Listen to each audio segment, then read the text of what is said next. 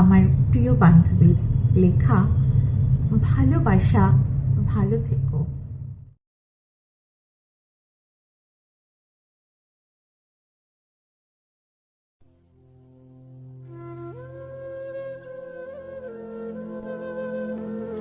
হঠাৎ তোমায় মনে পড়ল, আধো ঘুমে এক নিমেষে উধাও। ব্রেনে যেন তড়িতের মতো করে রক্ত চলতে শুরু করেছিল। আমি তড়ি ঘুরি করে উঠে দেখি আমি আমার বিছানায় বন্দি।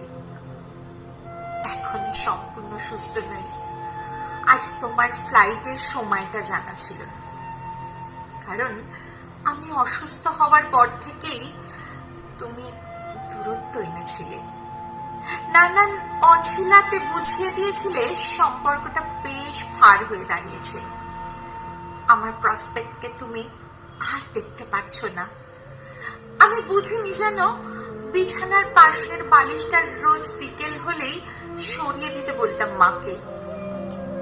বন্ধুরা আড্ডা দিতে এলে ওদের থেকে তোমার খোঁজ নিতাম। কেউ বলতো জানি না, কেউ বলতো হয়তো বিজি, কেউ বা বলতো তুমি নাকি আমার জন্য অসুস্থ হয়ে গেছো। যেদিন জানলাম সব মিথ্যে, সেদিন খুব খুশি হয়েছিলাম জানো, কারণ আমি ডক্টর রণজিৎ চ্যাটার্জির পেশেন্ট ছিলাম।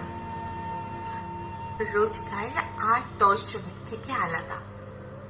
ডক্টর রণজিৎ বলেছিলেন আগামী মাসের 15 দিনের জন্য উনি বিদেশ যাচ্ছেন, তাই তিনি 3-4 মাস আমাকে দেখতে পারবেন না। দেখবেন ওনার বন্ধু ডক্টর দেবজিৎ। হাত মিলিয়ে বলেছিলাম কনগ্রাচুলেশন স্যার। উনি খুশি হয়ে হাতটা বেশ চেপে ধরে বলেছিলেন থ্যাংক ইউ।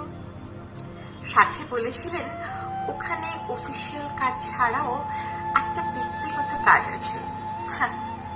ওনার গার্লফ্রেন্ডের ইচ্ছে বিদেশ যাওয়ার, আর তাই উনি সারপ্রাইজ দেওয়ার জন্য ওখানে বিয়েটা করে ফিরবেন। তখন ওনার গার্লফ্রেন্ডের ছবিও আমায় দেখিয়েছিলেন, আর যাওয়ার ডেটটাও জানিয়েছিলেন। না না, আমি স্তম্ভিত হইনি একটু। সবার বলা মিথ্যেগুলো আমাকে বড্ড হাসিয়েছিল সেদিন। কি জানে, আজ হঠাৎ ব্রেনে এমন তড়িৎ খেলে তড়িঘড়ি করে ব্রেন হয়তো আমায় জাগিয়ে দিল। ঘরময় মোমো করছে তোমার গায়ের পারফিউমের গন্ধ। ভালোবাসা ভালো থেকো।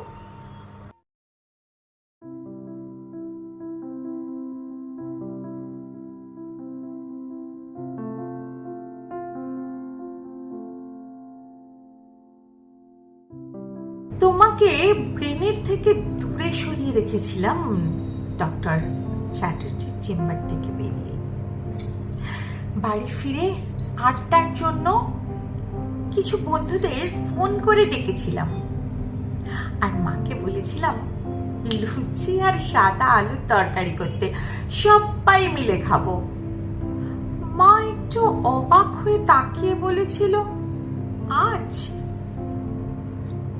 ন্যাচারালি ডাক্তার দেখিয়ে ফিরে আমি প্রতিবার বেশ ক্লান্ত থাকতাম। এবারের পরিবর্তনটা হয়তো মাকে অবাক করেছিল। সবার আড্ডা দিতে আসার কথা সন্ধ্যা 7টায়। সন্ধ্যা 7টা যেন আর আসছে না। ব্রেনে আর তুমি নেই। মনে হয়তো জীবাশ্মটা তোমার থেকেই যাবে। আমি কানে হেডফোন দিয়ে চোখ বুজে গান শুনছিলাম। মা এসে গায়ে হাত দিতেই তাকিয়ে দেখলাম ওরা এসে গেছে। পুষ্পিতা আমার মাথার সামনে এসে বসলো। অনির্বাণ আর বাকিরা আমাকে ঘিরেই বসে বরাবর, কিন্তু আজ যেন ঘিরে বসার মধ্যে একটা দূরত্ব। আমি বেশ হাসির প্রলেপ ঠোঁটে এঁকে বললাম খবর কি বল? সবাই বেশ জমিয়ে আড্ডা দিল। পুষ্পিতা বেশ চুপ, কি যেন হয়েছে ওর, বেশ ভালোই বুঝলাম। কিন্তু আড্ডাটা চলল বেশ রাত পর্যন্ত। সেদিন বালিশটা মাকে সরাতে বারণ করেছিলাম। লুচি আর সাদা আলুর তরকারি সবাই মিলে খেলাম। তারপর রোজকার মতো বিছানায় আমি একা।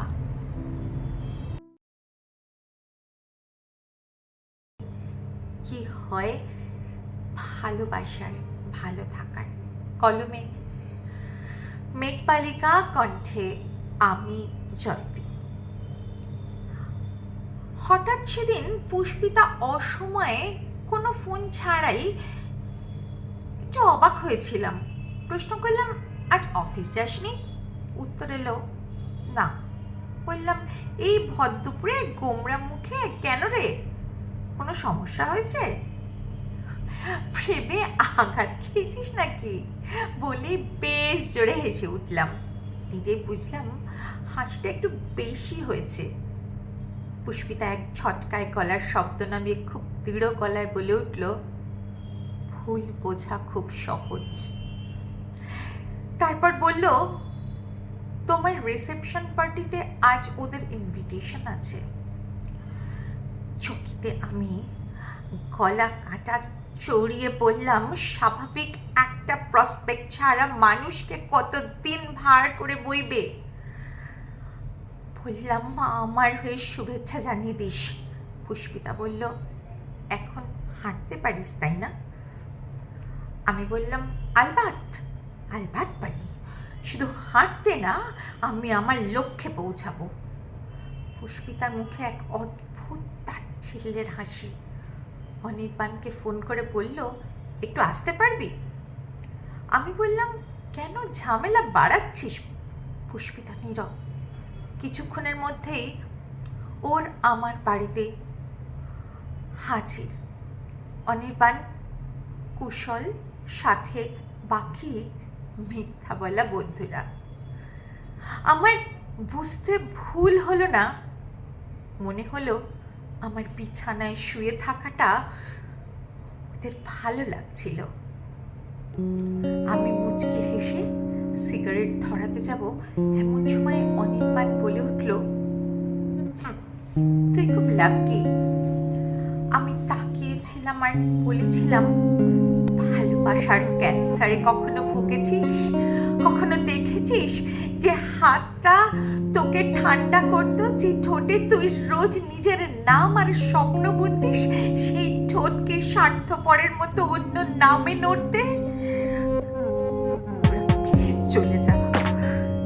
কুশল তাকিয়ে বলে উঠল, সত্যি যদি তোর মতো ভাগ্য হতো, ভাগ্যবান মনে করতাম নিজেকে রে ভাই। পাশের থেকে পুষ্পিতা বলে উঠল, আজ তুমি প্রায় সুস্থ, প্রসপেক্ট নিয়ে তুই হয়তো চাইলেই এগিয়ে যেতে পারিস, কিন্তু নেপথ্যে যে মারা গেল একজন, বিদেশে গেছে, কলকাতার নামী ডক্টরের স্ত্রীর খেতাব জিতেছে, তোকে সুস্থ করার জন্য যে ডক্টর রণজিৎ চ্যাটার্জি তোকে আজ এই সুস্থতার পথে নিয়ে গেছে, তার জন্য ডক্টর চ্যাটার্জিকে নয়, ধন্যবাদ জানা তার ভালোবাসাকে। যেদিন জবাব দিয়েছিল সব ডক্টররা, যেদিন তুই কোমাতে, ডক্টর চ্যাটার্জি অন্য আর কেউ না, শতাব্দীর বাবার বন্ধু ছেলে, যার সাথে সম্পর্কে এগিয়ে না গেলে আজ তুই তোর প্রসপেক্টের কথা ভাবতেও পারতিস না। আজ তোর সুস্থতার পেছনে যে অর্থ, সেটাও তোর ওই ভালোবাসার। পায়ের তলা থেকে মাটি সরে যাচ্ছিল, অবসাদ আর বিশ্বাসের মাঝে পড়ে যাচ্ছিলাম। হঠাৎ মা এসে বলল, বাবু, আমি সেদিন অপারক মা ছিলাম বাবু, আমাদের মধ্যবিত্ত ক্ষমতার বাইরে তো চিকিৎসার খরচ ছিল আমি মা। তাই সেদিন শতাব্দীকে নিয়ে গিয়েছিলাম ওর বাবার কাছে। শতাব্দী ওর বাবার চুক্তির বিরুদ্ধে ছিল। আমি তো হাত ধরে বলেছিলাম, আমার সন্তানকে ফিরিয়ে দাও শতাব্দী, তোমার ভালোবাসাকে বাঁচিয়ে দাও। নীরব মেয়েটা ঘন্টা দুই পরে শুধু বলেছিল, আমাকে মন্দ মেয়ে করে দেবেন না তো কাকিমা। আমি অনুরোধ করেছিলাম ও যেন সুস্থ হয়ে ঘৃণা করে আমায়। এই কথাটুকু রাখবেন তো?